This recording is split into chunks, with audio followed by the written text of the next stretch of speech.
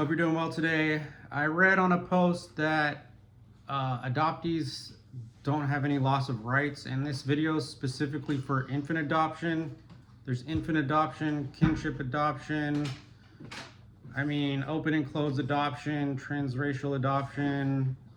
These are things that you gotta research for yourself. Like I try to say it on every video, please do your own research.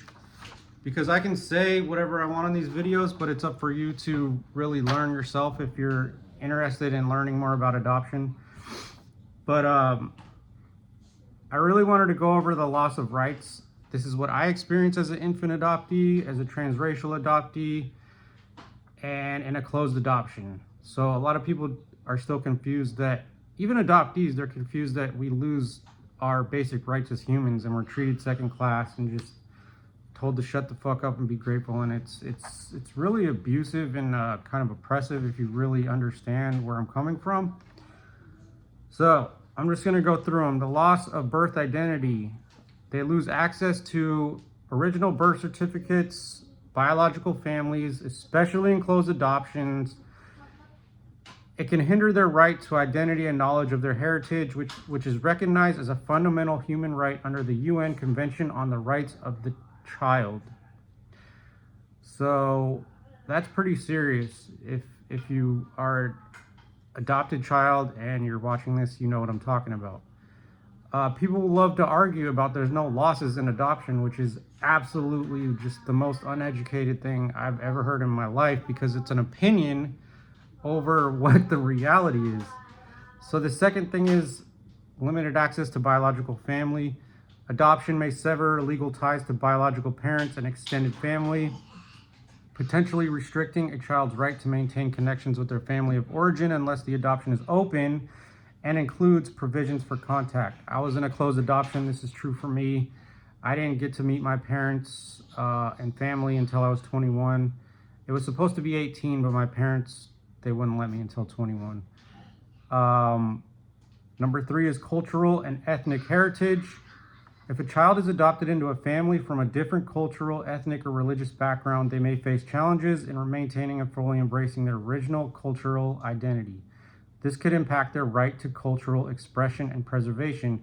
I was raised in a white family. I was raised around all white people, and all my family was white, and then they would actually get mad at me for trying to express my brown pride, and they would be like, why aren't you proud of where the family you live with? And mixed people, they would say, why aren't they proud of their white side? And my dad was white and he would talk shit about other races, and it was very oppressive and disrespectful and neglectful if you understand these rights and needs as a transracial adopted child.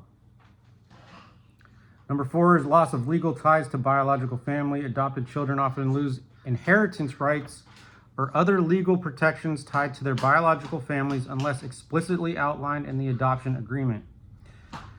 Number 5 is discrimination and stigma. In some societies, adopted children may face social stigma or discrimination, which can infringe on the right to equality and protection from harmful treatment.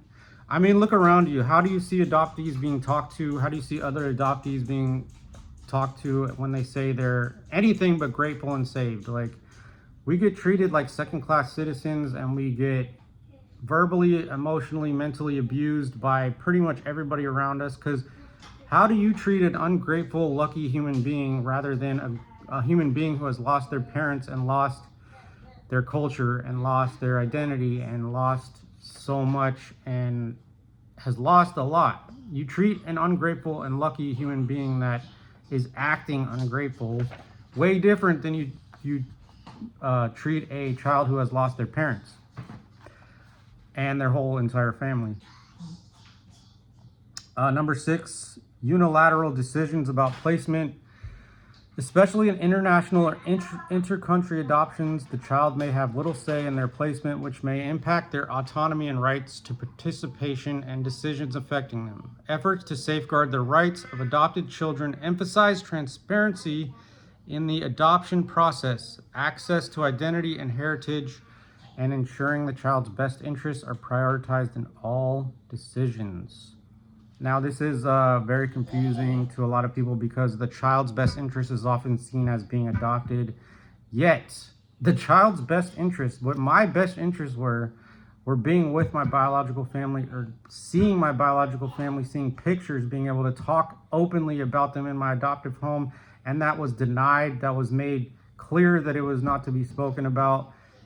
Closed adoptions, parents feel like they are their child, and that is ownership that is not in the best needs of the adopted child. That is kind of kidnapping in my experience, and it is just, it's very neglectful and abusive in the way as if you understand the child's needs are for being with their biological family and their real name and their birth certificate and their heritage and their culture, and you deny that.